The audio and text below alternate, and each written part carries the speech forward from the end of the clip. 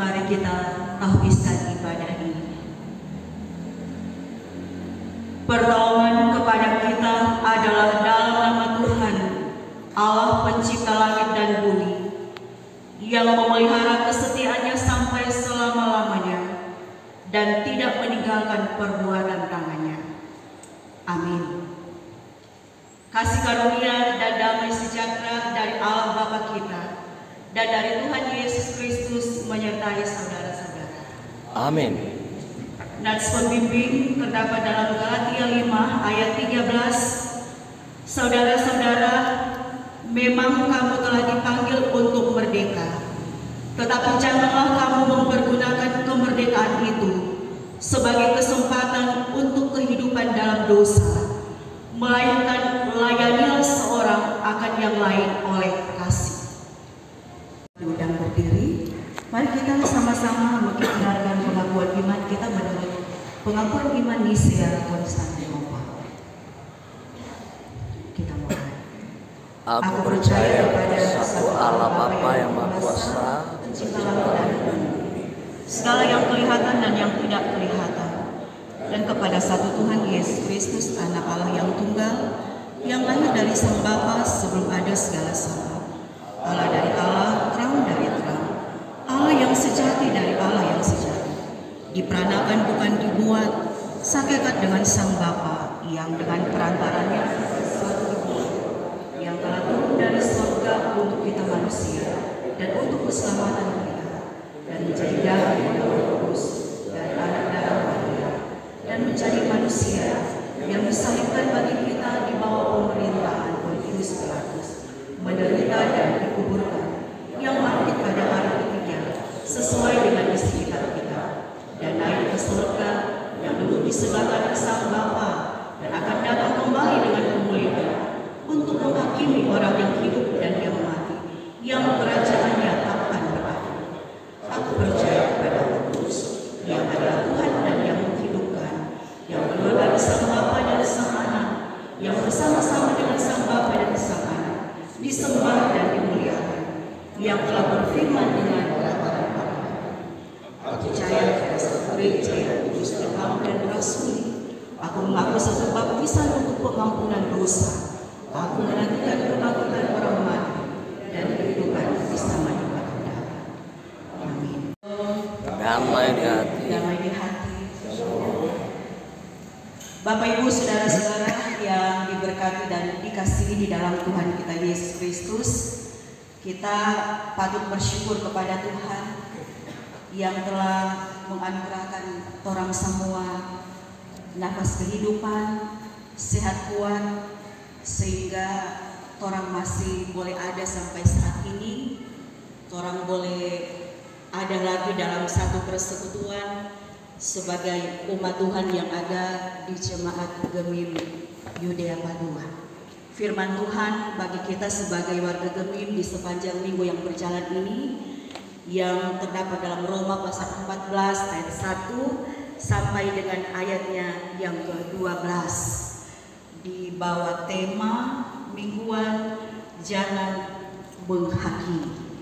Saudara-saudara yang diberkati dan dikasih dalam Tuhan, surat Rasul Paulus kepada jemaat yang ada di Roma ditulis ketika ia berada di kota Korintus, dan penyebaran ajaran tentang Yesus Kristus di Roma sangat cepat karena Roma merupakan pusat Kekaisaran Romawi pada saat itu, dan jemaat yang ada di Roma terdiri dari orang-orang yang berasal dari Yahudi dan orang-orang Kristen yang berasal dari non-Yahudi, dalam hal ini orang-orang Yunani. Mereka diajak oleh Rasul Paulus untuk saling menerima sebagai sahabat atau sebagai saudara. Tentu orang berpikir ada apa sebenarnya sampai Rasul Paulus ini harus menulis surat seperti yang telah kita baca tadi untuk orang-orang Kristen yang ada di kota Roma pada waktu itu. Ini semua karena yang terjadi atau yang melatar belakangi mengapa sampai Roma pasal 14 ayat 1 sampai 12 ini ada, itu karena pada saat itu orang-orang percaya yang ada di kota Roma, mereka hampir hidup dalam terpecah belah dengan pandangan, pemahaman, keinginan mereka masing-masing. Sebab orang-orang Kristen yang ada di kota Roma ini sekali lagi dikatakan bahwa mereka berlatar belakang dari orang-orang yang berasal dari Yahudi dan orang-orang Kristen yang berlatar belakang Yunani. Sehingga dengan memiliki latar belakang kehidupan yang demikian, yang berbeda, sehingga banyak kali perbedaan-perbedaan itu yang membuat mereka hampir hidup dalam kehidupan yang terpecah belah. Karena masing-masing mau mempertahankan kebenaran-kebenaran menurut mereka masing-masing. Kalau kita melihat dalam pembacaan Alkitab kita ini, kita melihat di sini bahwa orang-orang Kristen asal Yahudi, mereka menganggap bahwa orang Kristen asal Yunani adalah orang-orang yang hidup dalam kenajisan. Sebab orang-orang Kristen asal Yahudi ini mereka masih menjalankan atau memelihara tradisi dan berbagai peraturan-peraturan agama Yahudi, walaupun mereka telah percaya kepada Yesus sebagai Tuhan dan Juru Selamat dalam kehidupan mereka. Sehingga peraturan-peraturan yang ada tersebut yang membuat mereka menganggap bahwa orang Kristen yang memiliki latar belakang Yunani, yang tidak melakukan hal-hal yang sama seperti mereka, dianggap najis. Sebab orang-orang Kristen yang asal Yahudi ini, mereka masih melakukan pantangan-pantangan terhadap makanan-makanan tertentu. Tetapi juga mereka masih merayakan perayaan-perayaan keagamaan tertentu. Sehingga menurut pandangan orang Yahudi, orang Kristen asal Yahudi, bahwa orang Kristen asal Yunani yang tidak melakukan hal demikian, maka mereka hidup dalam kenajisan. Nah, sebaliknya, orang-orang Kristen asal Yunani, mereka pun memiliki pandangan kepada orang Kristen asal Yahudi bahwa mereka adalah orang-orang yang lemah iman.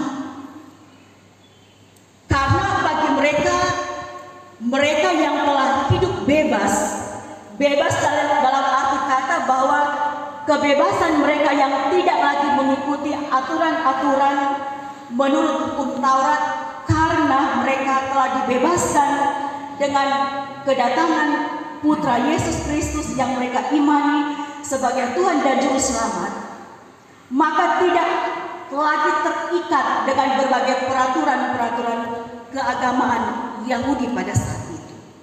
Sehingga orang-orang Kristen asal Yunani ini, mereka bebas makan apa saja, tidak ada pantangan, dan mereka dapat melakukan berbagai perayaan-perayaan agama seperti yang mereka lakukan. Sehingga orang-orang Kristen asal Yunani ini, mereka menganggap bahwa orang Kristen asal Yahudi adalah orang-orang yang lemah iman. Karena walaupun mereka telah percaya kepada Yesus, tetapi kehidupan mereka tidak sepenuhnya melakukan perintah dan ajaran-ajaran dari Tuhan Yesus.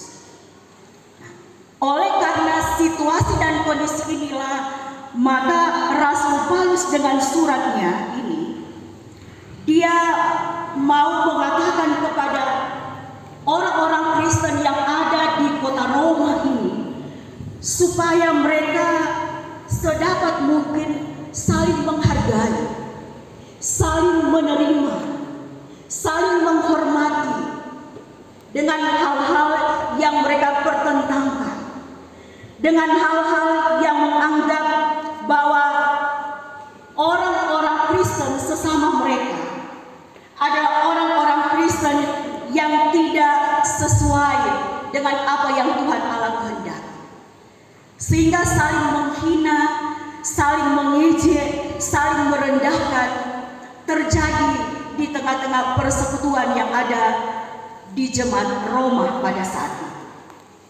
Dan Rasul Paulus mengatakan bahwa mereka yang telah hidup percaya kepada Tuhan Yesus, bahwa Yesus yang telah mati tetapi yang bangkit, yang telah menganugerahkan kehidupan dan keselamatan bagi mereka. Hal itulah yang harus sebenarnya kedua kelompok ini perhatikan untuk menjadi bagian dalam kehidupan mereka. Bukan soal apa yang harus dan tidak harus dimakan, tetapi juga bukan persoalan perayaan-perayaan tertentu mana yang bisa dirayakan dan mana yang tidak bisa dirayakan. Pendek kata bahwa Rasul Paulus ini mau menasihatkan bagi mereka bahwa soal makan dan minum, bahkan pun soal tradisi-tradisi yang dibawa oleh tradisi-tradisi dari kedua pihak tersebut, itu tidak akan pernah mampu untuk menyelamatkan kehidupan mereka dari dosa. Hanya Yesus Kristuslah yang mampu untuk menyelamatkan kehidupan mereka sebagai orang-orang yang percaya kepada Tuhan Yesus. Nah, saudara-saudara yang diberkati dan dikasihi dalam Tuhan kita Yesus Kristus, berbagai ajaran, pandangan, pemahaman yang mau diutarakan oleh orang Kristen asal Yahudi dan orang Kristen asal Yunani ini, yang saling bertentangan, yang dapat menimbulkan perpecahan terjadi di tengah-tengah jemaat yang ada di kota Roma pada saat itu. Rasul Paulus memberikan nasihat supaya masing-masing mereka tanpa harus saling membenarkan keyakinan mereka masing-masing, supaya tidak ada saling bermusuhan, apalagi membenarkan ajaran, pandangan, pemahaman dari kelompok mereka masing-masing. Tetapi Rasul Paulus di sini menasihatkan mereka supaya kedua kelompok tersebut, mereka asal dari Yahudi maupun asal dari Yunani, dalam menghadapi setiap pandangan dan pemahaman, tetapi juga tradisi yang berbeda-beda, kiranya mereka mau saling menghargai di tengah-tengah berbagai perbedaan-perbedaan yang mereka alami. Dalam arti kata bahwa mereka mau saling menerima. Orang Kristen asal Yahudi akan menerima kebebasan orang Yunani, mereka bisa makan apa saja. Demikian juga sebaliknya, orang Yunani akan menerima berbagai perbedaan-perbedaan dengan mereka tidak bisa makan makanan tertentu. Hanya sayur tapi daging tidak bisa mereka makan. Tetapi juga dengan upacara-upacara lainnya yang mereka masih jalani pada saat itu. Artinya di sini bahwa dengan perbedaan pemahaman, dengan berbagai hal yang membuat mereka berbeda, Rasul Paulus mau mengingatkan mereka bahwa biarlah perbedaan itu ada di antara mereka. Tetapi itu bukan hal yang penting untuk mereka pertahankan, sehingga dapat menimbulkan perpecahan tetapi juga permusuhan dan saling menghina di antara orang-orang yang telah percaya kepada Tuhan Yesus, yaitu orang-orang Kristen yang ada di kota Roma, sehingga mereka akan mampu untuk hidup berdampingan satu dengan yang lainnya, sehingga mereka juga akan tetap terus memaknai bagaimana arti pengorbanan Tuhan Yesus bagi kehidupan mereka sebagai orang-orang yang telah ditebus. Mereka boleh hidup bersama dalam kasih Kristus, dan itu berarti mereka diajar supaya dapat memelihara keutuhan hidup mereka bersama, hidup rukun dan damai berdampingan walaupun mereka berbeda pemahaman, berbeda tradisi, dan berbeda pendapat, tetapi hidup dalam kebersamaan dalam kasih Kristus. Nah, saudara-saudara yang diberkati dan dikasih dalam Tuhan, demikianlah juga dengan kehidupan kita sebagai gereja Tuhan yang hidup di masa kini. Bisa saja di antara kita terjadi perbedaan-perbedaan pendapat, perbedaan-perbedaan pandangan, perbedaan-perbedaan keinginan. Tetapi ingat bahwa perbedaan-perbedaan tersebut kiranya seperti yang dinasihati oleh Rasul Paulus kepada jemaat yang ada di Roma, itu tidak akan membuat mereka saling menghina, tidak akan membuat mereka saling menghakimi mana yang benar dan mana yang salah. Tetapi dari kita semua diajar dari firman Tuhan ini supaya kita juga akan tetap sama-sama menjaga kebersamaan, saling menghormati, menghargai setiap perbedaan-perbedaan yang ada di antara kita, entahkah itu di tengah-tengah keluarga kita, dalam persekutuan jemaat gereja Tuhan, tetapi juga di tengah-tengah kehidupan kita bermasyarakat. Sebab kalau kita mempersoalkan setiap perbedaan-perbedaan yang ada, bukan cuma soal pemahaman, bukan cuma soal berbeda keinginan, tetapi juga orang yang hidup dalam kemajemukan, hidup dalam berbeda suku, berbeda agama, berbeda warna kulit, dan masih banyak lagi perbedaan-perbedaan yang lainnya. Nah, karena itu firman Tuhan ini mengingatkan kita bahwa marilah kita sebagai warga gereja, kiranya kita akan tetap hidup dalam satu persekutuan sebagai orang-orang percaya yang kalaupun ada pendapat lain, kalaupun orang berbeda pandangan dengan orang lain, berbeda keinginan dengan orang lain, biarlah orang akan tetap sama-sama untuk saling menjaga, untuk saling menerima, saling menghargai dan hidup dalam kebersamaan di dalam kasih Kristus.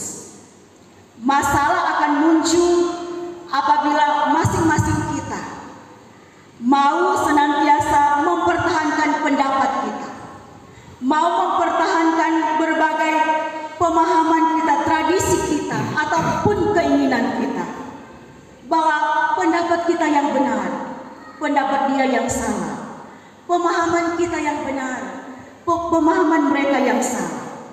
Tetapi marilah kita sebagai orang-orang yang percaya kepada Tuhan, kita diajar supaya orang tidak akan pernah memaksakan pendapat kita, pemahaman kita dalam satu persekutuan yang utuh di dalam Tuhan. Tetapi biarlah ketika mungkin pemahaman kita, mungkin juga pemikiran kita tidak diterima oleh satu dua orang, janganlah itu akan memperkeruh kehidupan kita yang hidup dalam satu persekutuan yang ada di dalam Tuhan. Tetapi marilah kita sebagai umat Tuhan, kita dapat memiliki sikap toleransi di antara seorang dengan yang lain, bahwa kita juga akan senantiasa membawa pengaruh yang baik di tengah-tengah persekutuan yang ada, entahkah di keluarga, di jemaat, di masyarakat, dimanapun kita berada. Dan mari kita menghindarkan diri dari sikap dan perilaku hidup yang saling menghina, yang saling menghakimi, yang saling memojokkan satu dengan yang lainnya. Seperti orang Kristen asal Yunani yang makan daging, dan juga orang Kristen yang asal Yahudi yang tidak makan daging, yang berpantangan. mereka diajar supaya saling menghargai, demikian juga dengan kita semua. Supaya dengan kita saling menghargai, tidak saling menghakimi satu dengan yang lainnya, akan membuat kita supaya orang tidak akan pernah saling menjelek-jelekan satu dengan yang lain. Tidak juga akan pernah menghakimi satu dengan yang lain. Tetapi dengan Rasul Paulus mengingatkan jemaat yang ada di Roma, demikian juga firman Tuhan ini menasihatkan kita supaya jangan kita saling menghakimi satu dengan yang lainnya. Di Roma pasal 14 dalam pembacaan Alkitab kita ini dikatakan bahwa jangan menghakimi. Dalam pengertian di sini jangan menghakimi supaya jangan mengatakan seseorang bersalah dan menghina atau melecehkan atau juga merendahkan martabat dan menolak orang lain di tengah-tengah persekutuan yang ada. Tetapi jikapun seseorang itu bersalah, jikapun seseorang itu melakukan pelanggaran, melakukan yang melawan hukum sebagai warga masyarakat, atau juga seseorang atau satu kelompok melakukan hal-hal yang di luar dari apa yang menjadi larangan ataupun perintah ketetapan Tuhan lewat firman Tuhan ataupun peraturan-peraturan yang ada, orang diingatkan supaya mari orang menyatakan dan menegur yang salah, menegur yang tidak benar berdasarkan firman Tuhan. Dan menegur, menyatakan hal yang salah itu boleh-boleh saja. Tetapi yang harus kita ingat di sini, jangan sampai teguran ataupun yang hendak kita nyatakan kepada mereka yang salah, kepada mereka yang telah melanggar peraturan ataupun yang melanggar hukum di jemaat ataupun di masyarakat, kiranya orang akan tetap dapat mempergunakan perkataan-perkataan yang penuh dengan kasih, perkataan-perkataan yang dapat saling membangun kehidupan, saling membangun iman satu dengan yang lainnya, supaya dengan demikian maka tidak akan ada penghinaan, tidak akan ada yang dilecehkan, bahkan tidak ada yang akan menghancurkan karakter dari seseorang.